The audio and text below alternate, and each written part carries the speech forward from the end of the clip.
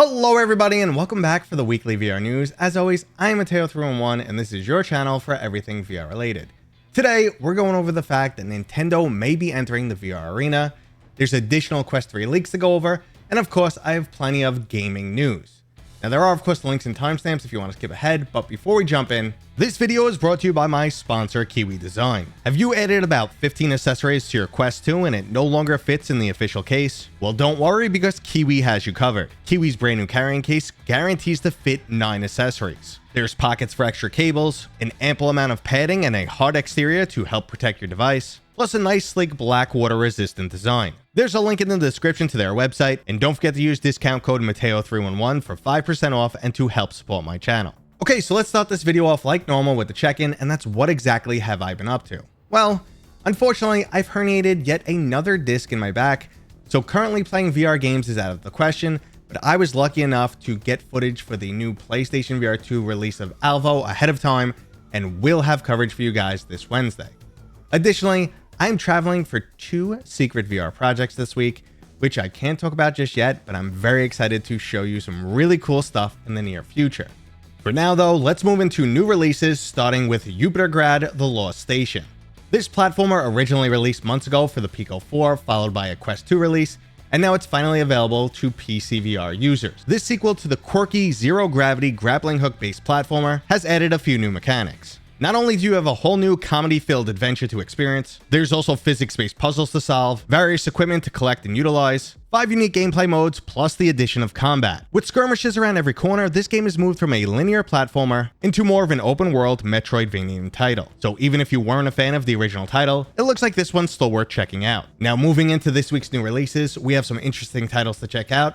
And the first one is the on-rails shooter Gazzlers. Self-described as the wackiest shooter ever, after playing through the game's demo, I have to say I agree. Now I know on-rails shooters are old school VR, but this quirky looking shooter offers up more adrenaline than the recently released Crossfire Sierra Squad. You play as a robotic unit that has been designed for one purpose: defend the train on its ride to the machine god. Luckily, you'll get a large array of different weapons and power-ups, plus you'll have the ability to dodge enemy attacks and block them with your shield. It's kind of like playing Space Pirate Trainer while on a cartoon train ride of death. So if you're just looking for some fun gameplay, go check out Gazzlers. But if you're looking for more of a storyline, we have Behind the Frame. Behind the Frame is a heart-wrenching tale that originally released for PC back in 2021 and currently has overwhelmingly positive reviews on Steam. This casual interactive adventure has you solving puzzles in order to help an aspiring artist complete their masterpiece. You'll paint, sketch, and retouch artwork, dive into and explore panoramic VR worlds, and experience an evocative story through the eyes of a passionate artist. This definitely sounds like an all-around unique experience, and I'm looking forward to giving it a try. Now that was this week's short but sweet list of new releases,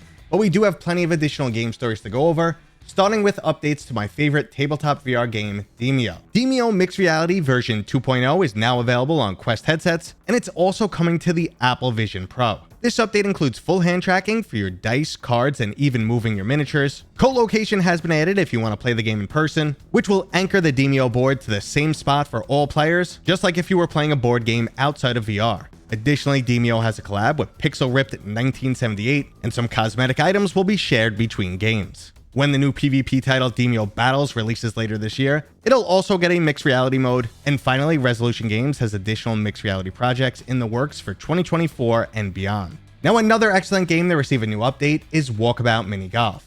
Alfheim Land of the Elves is the latest new DLC course. For $3.99, you'll get 18 holes set in a hidden realm of light and beauty, pulled straight out of Norse mythology. So if you're a fan of both mini golf and fantasy worlds, you have one more reason to jump into this game. Now next up, Waltz of the Wizard is coming to the PlayStation VR 2 in October. Waltz of the Wizard was an extremely impressive, classic PC VR spellcasting experience that grew over time and made its way onto other platforms. Eventually, it became a bit of a dungeon crawler in a fun fantasy setting that utilized an array of different mechanics such as voice integration and gesture-based controls. Additionally, eye tracking and asymmetrical co-op has been added for PlayStation gamers, so it looks like you'll be able to aim your spells with your eyes and have a non-VR player join you in game. I'm glad to see this title make its way onto the PlayStation VR 2, as it's a truly unique experience. And speaking of unique, the brand new 3v3 title Brazen Blaze has been announced by the studio My Dearest, but I'm afraid it might go down the same path of another title. This game is currently focusing Steam VR headsets only, and fellow YouTuber Thrillseeker has been brought on board as their VR expertise producer. Now, the last time this happened, we got Veil, and I think you guys know how I feel about that game. I've actually called it out on multiple different occasions. I said the numbers didn't add up for them to go free to play only on PC VR. It just didn't make sense. They wouldn't be profitable. They couldn't do it. And at the last minute, they pulled the plug there too. I said they were going to have to make their way onto Quest, something they repeatedly said they would never do, and now they're doing it. And this game has launched and no one's playing it. So I don't want to see the same thing happen for this new title, because I do like the studio My Dearest, and this game does look pretty damn cool. Now, no offense to Thrillseeker, but when I think VR games, I don't think of Thrill. He makes me think of VR chat and furries, basically. If they wanted a content creator who carried more weight in terms of games, they could have gone with someone like Beardo Benjo, or Gamertag VR, or maybe Habby, or a Wolf in VR. There's plenty of other people who we know play a ton of different games constantly. So I'm just not sure if Thrill is the right guy for the job, and if this will either be his second strike or his redemption arc. Now, only time will tell with this game, and it's not scheduled to release until next year. And they also haven't ruled out releasing on the Quest platform, which is definitely a good thing. Well, let's move on to some alleged Quest 3 accessory price leaks. A Netherlands-based online vendor may have dropped the ball, giving us the price on a silicone face interface, carrying case, a lead strap with battery, and a charging dock. Now, I will convert this from euros into dollars, but we do need to keep in mind that sometimes pricing varies from country to country, especially when it comes to hardware. The silicone facial interface would be $40, which is very believable because the light blocker on the Quest Pro is $50, which is a complete scam because it's a tiny piece of rubber. The carrying case would be $60, but I really hope previous cases will work just fine. Now, we will need a new Elite strap with battery, as the Quest 2 one definitely won't fit the Quest 3, and that's going to run us $120, which makes perfect sense. That's what it was on the Quest 2. And then finally, there's a charging dock, which is also supposedly $120, which makes sense. These are, accessories that we don't definitely need. Probably the only big one is that Elite strap with battery pack, because again, we're going to have that cloth strap on the Quest 3, which was absolutely terrible on the Quest 2.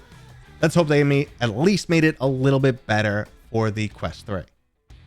Well, let's move into a much bigger potential leak, and that's Nintendo entering the VR market with the help of Google.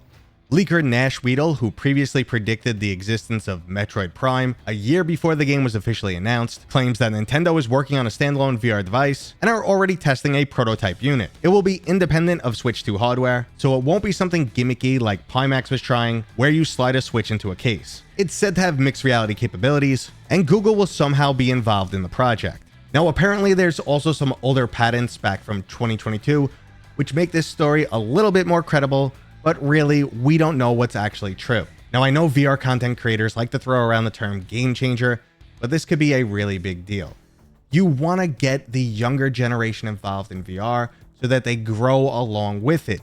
Additionally, the type of games that we find in VR right now line up really well with what people play on devices like the Nintendo Switch. They're a bit more casual, a little less depth, and you don't need this excessively powerful hardware to run those type of games. Nintendo would instantly give a ton of credibility to the VR industry, open up to some amazing IPs like Mario and Zelda, and additionally, they're very likely to sell tens of millions of units. Now that's what I'm talking about. I would love to see Nintendo get involved, even though it's not the type of games I generally enjoy. I do own a Nintendo Switch, but I think I have like 5 or 6 games, and I usually just play them with my family. Breath of the Wild was the only big game that really sucked me in, and even after that, I just couldn't get into Tears of the Kingdom. So, even though it's not for me, I think it could be huge for the overall VR industry. Now, that was today's news, guys. I hope you guys enjoyed it. If you did, go ahead and give it a thumbs up. If you have any comments, I would love to hear them. Go ahead right now, start typing. And as always, consider subscribing. Thanks, guys.